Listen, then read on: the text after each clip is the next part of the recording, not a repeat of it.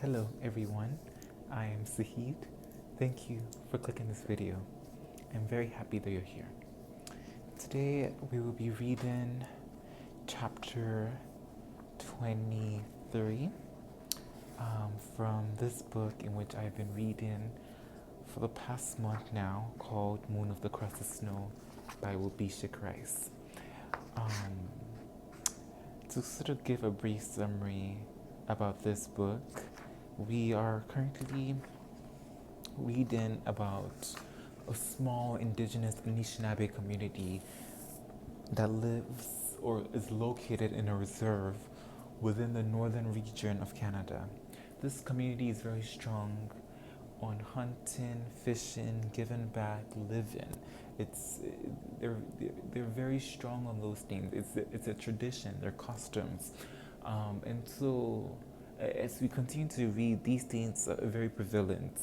And one additional thing with the several other things that's prevalent in the story is the unfortunate circumstance that they happen to be in which they're dealing with a power outage.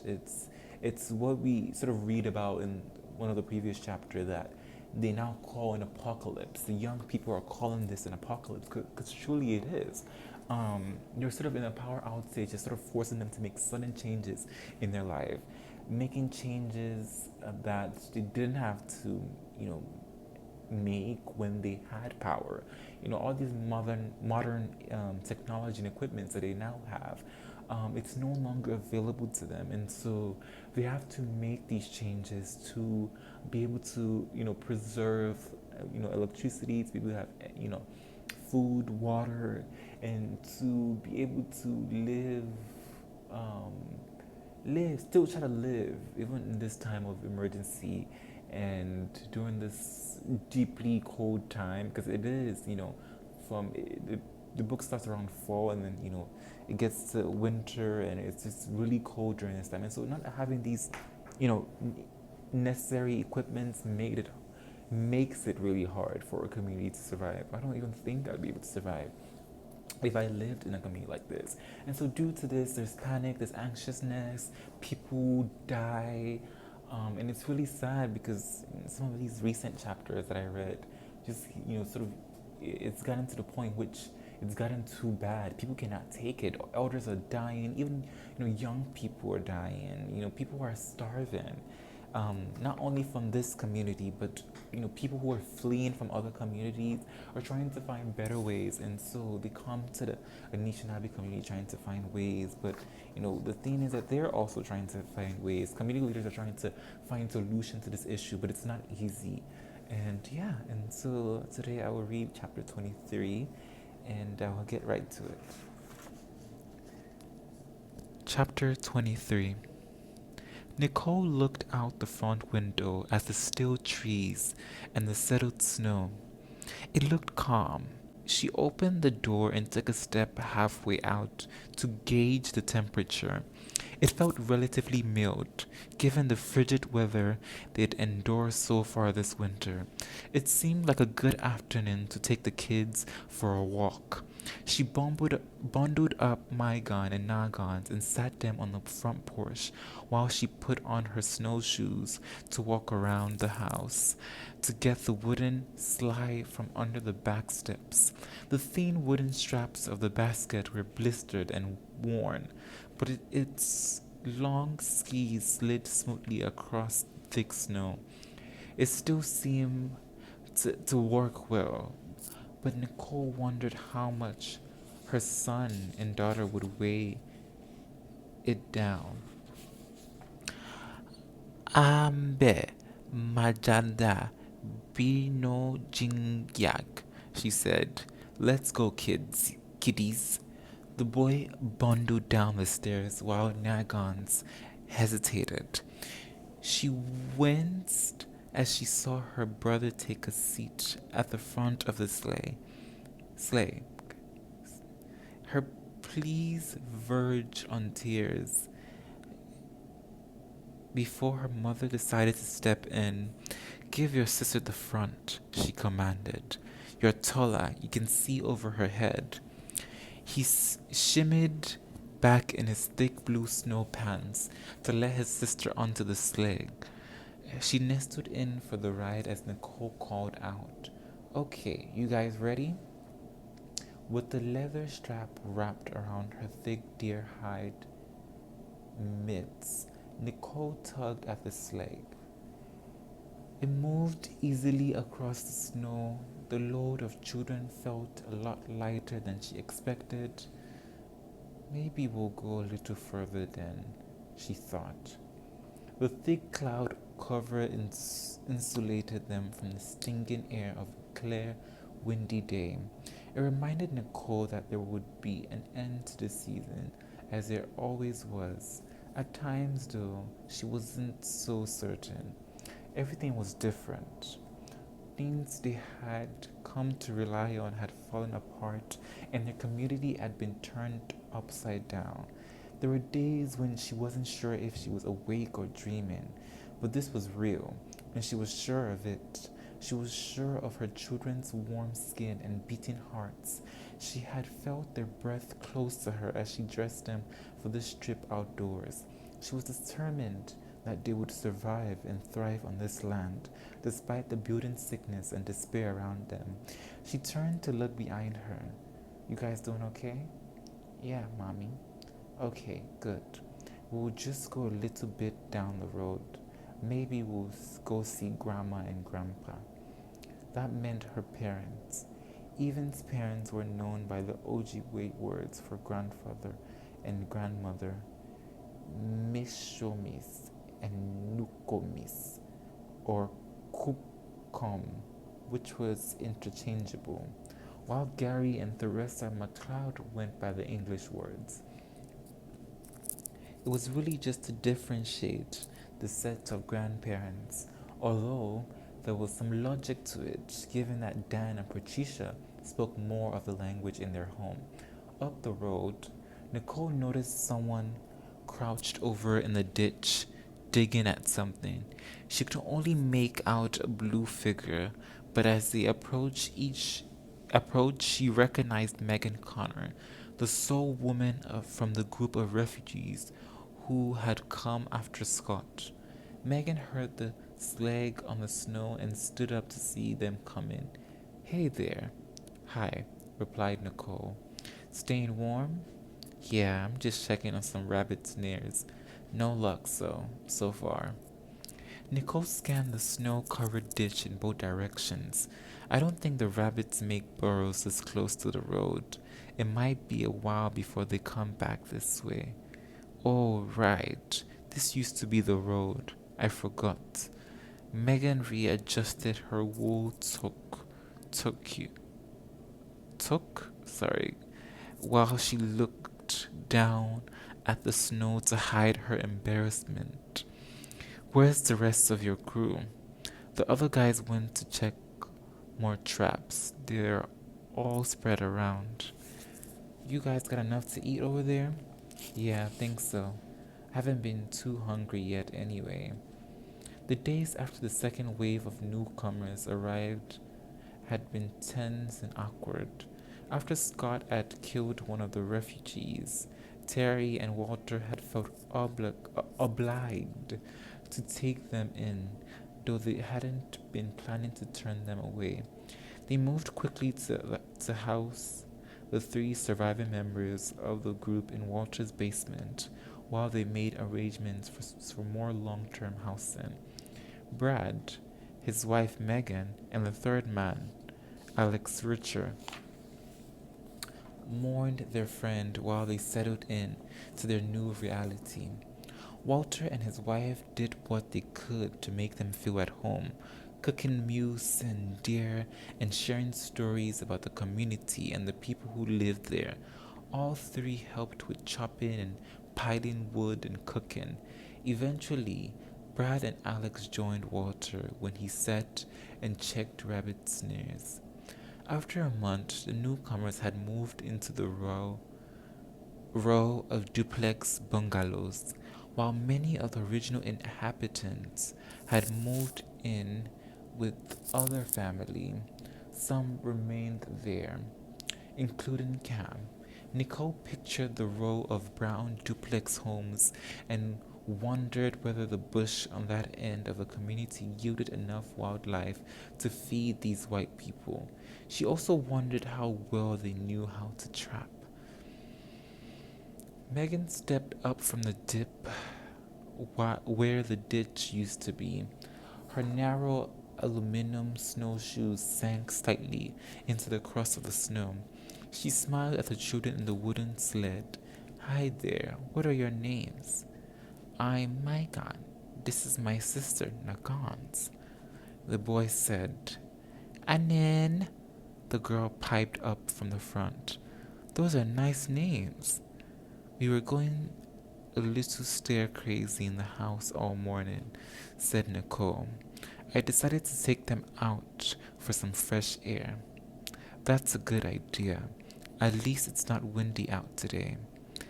Nicole noticed Megan's gaunt cheeks and the heavy purple circles shadowing her bright blue eyes. It shocked Nicole, who remembered her looking healthier. She couldn't remember the last time she had seen her, though. Most people just let the visitors be in the small pocket the community had granted them. You're Nicole, right? Evan's wife.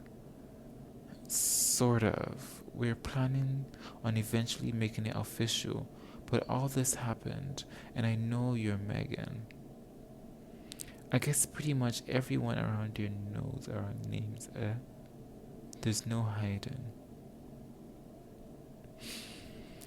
Well, if anyone can hide in the snow, it's you guys. Megan let out a nervous chuckle. I'm just kidding, assured Nicole. They both giggled. Then Megan held her stomach and leaned over in uncontrollable laughter. She caught her breath and stood up. Sorry, she said. I guess I needed that. Nicole guessed Megan was a little older than her, but not by much. She had aged. She looked malnourished, exhausted, and even traumatized. Excuse me. And Nicole knew who was the root of that trauma. She felt sympathy, but she wasn't sure if she wanted to connect with this woman or how to do it while staying out of Scott's way. Sometimes all we got is laughter, Nicole said, echoing her own mother word. Echoing something her own mother would say. Around here, we say it's good medicine. Not much to laugh about these days, though. You guys are still settling in. It will get better. Nicole's words hung in the air. She sensed the woman in front of her was on the verge of breaking. Are you really alright over in your new place? As good as we can be, I guess. Megan paused and Nicole waited. It was obvious to her there was more this tired woman wanted to say. Scott's a fucking asshole, Megan blurted out. Sorry for swearing in front of your kids. Don't worry. They've heard them all by now. Especially since winter started. Nicole flashed a friendly half smile to ease the other woman's rising tension, and noticed tiny tears threatening to slip from Megan's eyes. He orders us around. He threatens us. And the worst part is, Brad has totally fallen in line. That's your husband? Yeah. It's like he's his little lapdog. And sometimes I catch Scott staring at me. It really creeps me out. I'm worried he's gonna... Her voice cracked before trailing off. Nicole stepped forward to put her hand on her shoulder. Megan tensed up at first, then Nicole felt her ease. Do you want to come over to our place for some tea and something to eat? Megan wiped her nose with the back of her glove and sniffled hard. Thanks, but I better not. I have more snares to check. Is he pulling his weight at least? I really don't know. He says he has a plan. A plan for what? A plan for stuff to eat whenever all that emergency food runs out. What could that be? We're hunting and trapping already. We'll set nets for a fish when the ice breaks up. He says that won't do it. He always nods at Brad and Alex when that comes up, like he's trying to intimidate them, but they won't say anything to me about it. And it's weird. He seems to be getting bigger, though I know that's not possible. Probably it's just the rest of us are getting skinnier. Nicole felt a chill run through her arms. What's he planning on eating? She wondered. Do you think they're... Sorry, I gotta go. Megan interrupted. They're probably waiting for me. No, wait, just come get warm for a few minutes. No, I can't. Thanks, though. I'll see you around. Nice to meet you, kids. She turned and trudged through the snow as quickly as the snowshoes would let her. Wait, hold up. Megan! Her back was to them as she threw up a hand to wave goodbye. The emptiness in her gut told Nicole to take the kids back home. And that is the end of chapter 23. Let's talk about it. I think that was kind of not too long, but also kind of long. Yeah. I don't even know where to start from, honestly. We sort of just have a moment in which this chapter sort of focuses on Even White Sky, which is, he's the main character of this book, and it focuses on Even White Sky's wife, Nicole McLeod. Nicole, it's sort of, this chapter is sort of talking about Nicole and her two young kids, Mygon and Nagons, who Nicole sort of decides to take out from the house because they're just, they're sort of losing their mind, staying in the house all day, and so she finds a sled. I hope I'm pronouncing it wrong, but a sled, and they decide to go out in the snow and sort of ride around, and then at some point they make it to the place in which one of the refugees, Megan, she was among the 4 refugees who came from Everston Mills, which is a city sort of further south from where they are, and sort of from Gibson, which is one of the cities that people also fled from the south. And so she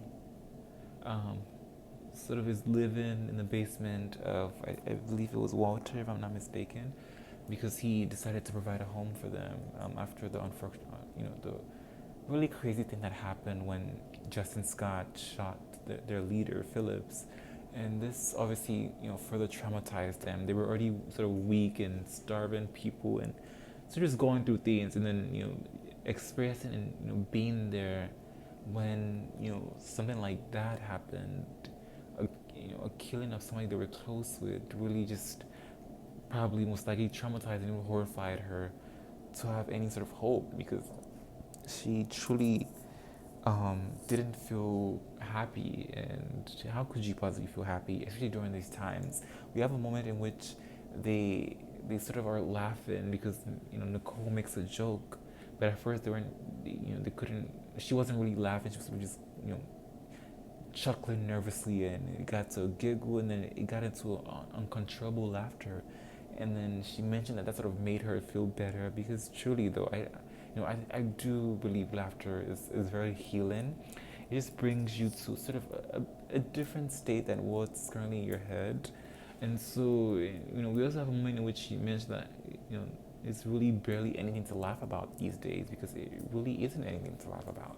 It's a horrible time and it's really hard for the community. And so, what could they possibly laugh about? But, that moment was very showing of just how hard times put people in just horrible attitudes, not even attitudes, but like moods and emotions. And, that's one thing I've been emphasizing throughout this chapter or book series of how, sort of pay attention to how the human attitudes, moods, and sort of characters and how different characters change. And so it was interesting reading about that. And then, we have towards the end of chapter 23 of sort of Megan expressing her deep, sort of on unsettling feeling about Justin Scott, because of just how, first of all, he killed their leader and killed one of their refugees, and he also killed, sorry, not killed, but he also sort of controls them and orders them around, and he sort of is threatening them. There's a quote in which Megan quotes that it's like he's, sorry, no, not, no.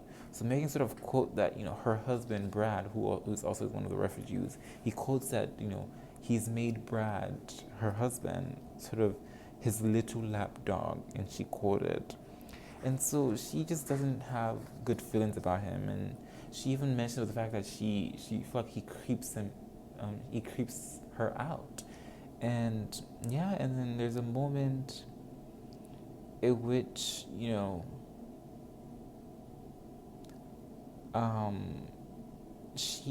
Megan sort of slightly mentioned something in which she didn't really go into much detail about, and Megan quickly sort of interrupted her until that she has to go, and I have to sort of reread that part because I wonder what she didn't want to say to Nicole at that moment when she asked, and it was weird. So, I mentioned this in my other chapters videos as well that I still don't feel truly well about who this Justin Scott guy is. I'm still trying to see who he is, because based on these few chapters, I have very bad feelings about him. Like, first of all, it started with the killing of like Jenna and Tara, and he was with them that day, and so he was in the same room with them and at Cam's house when they were having that little party, and then now before even now, like the whole killing of Phillips and stuff, like, and then now that Megan is also saying that she feels like he creeps her out. I am worried about what this whole thing is about and who truly is Justin Scott, and that's sort of what I'm constantly interested in as I'm reading this book. So yes, thank you so much for watching this video. If you enjoyed, please kindly subscribe, like, and comment. Thank you, and hope to see you in the next ones. Bye.